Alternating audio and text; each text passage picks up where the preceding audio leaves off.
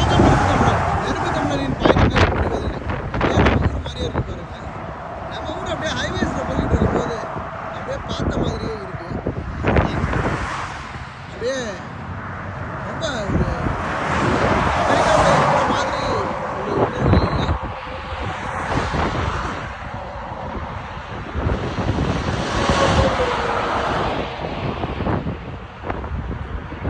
நம்ம ஊரில் இருக்கக்கூடிய சின்ன சின்ன ஒரு வாய்க்காலில் மாதிரி கிடக்கக்கூடிய தண்ணி